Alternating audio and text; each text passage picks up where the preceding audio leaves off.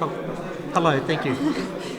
You said that you traveled around Czech hospitals. I would like to ask you for your opinion and impressions from the hospitals. Where were you and what were the impressions? I went to the institute just outside of Prague. Klecany? Yeah. Yeah, I know. Yesterday. Yesterday, yes. Nuts, it's called. Right. And you, DZ. Yeah. And I also went to a large town about an hour and a half's drive away yesterday. And on Monday I went to the main hospital In Prague. In Prague too. So I've seen a few facilities and seen a number of community sites, and there's a new community team near the main Prague hospital that's been commenced, and that was really exciting to see the work that they've started. I think that's excellent. I think the other community team out in the country area, they've been undertaking some really good work around housing and services, and that's really exciting to see the work that they're undertaking. I think in terms of hospitals, I think like all around the world, there are variations in hospitals in that you've got the brand new institute has very modern, up-to-date facilities that is just wonderful. There are the older facilities that I know staff are trying to look at how they can make them better and be more appropriate for the care of people and make changes. But that's part of that struggle when you work in the area of mental health, to work in that region to make change for patients. And I think that's where it's important for advocates from the mental health area to help support clinicians in seeking change. So I'm glad you liked the community-based centers in the Czech Republic. And I have another question. Listening to your talk, I was really interested in the snooze rooms. Can you say something more about them? If people really snooze there, or what if they're alone there, or if they can communicate? Yeah. So a snoozeland room is a single room that will have a chair, a very comfortable chair. We'll have what are called safety blankets. They're weighted, so people can put them over them if they want to feel comfortable.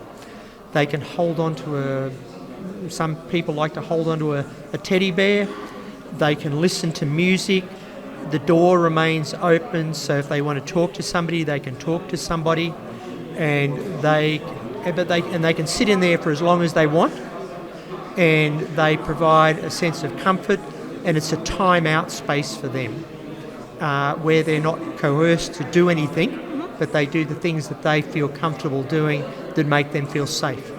And can they stay there for how long they want, or is it limited? No, they can stay in that room for as long as they want. Most people young people probably spend less time. I've seen adults that have spent a couple of hours in there. But it just depends on the individual, what they need. And this is in hospitals, or is it in your community service? So we have them in the hospitals, but there are some parts of our service, particularly for adolescents, that are trying to develop a similar thing in the community. I think it's a really good idea, and I would really appreciate it when I was in hospital. Yeah. Our emergency department, they've actually looked at it, and they've wondered whether they might introduce it for disturbed patients that come in with other problems, to have a snoozeland room for them too. Whose idea was it? Do you know? I don't know. It's really been written good. about for a while, but I can't remember who first described it. It doesn't matter.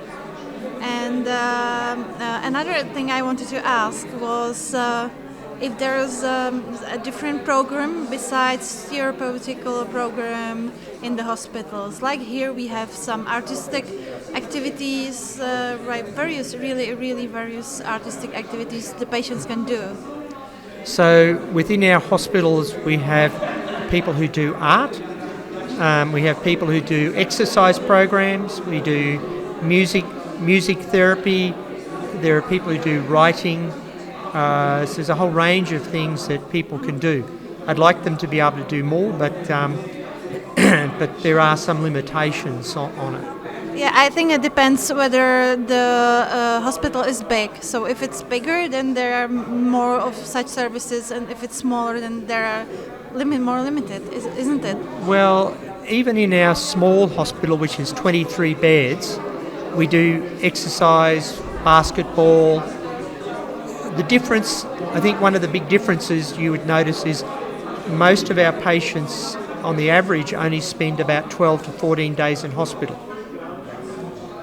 So they're only in there for a short time. The average person with schizophrenia, for example, is in hospital about 19 to 20 days.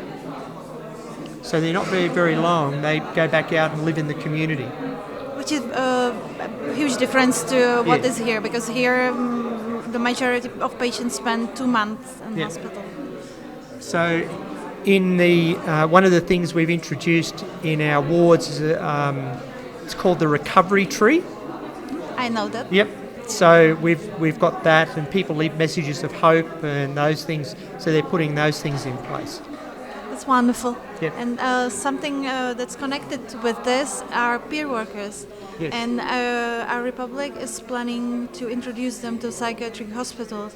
What was the reaction of the patients when you introduced the peer workers in Australia?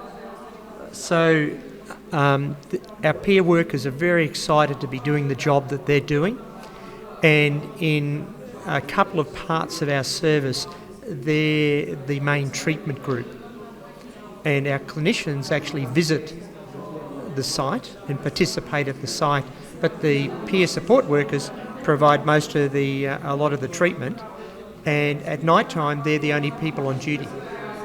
Oh, really? That's wonderful. Okay. It's very exciting. Yeah, for me too. Yep. Okay, thank you. Thank you very much, and thank you for taking the time to talk to me. Thank you too. All the best. Nice meeting you. It's a wonderful job that you're doing. Thank you. Thank you.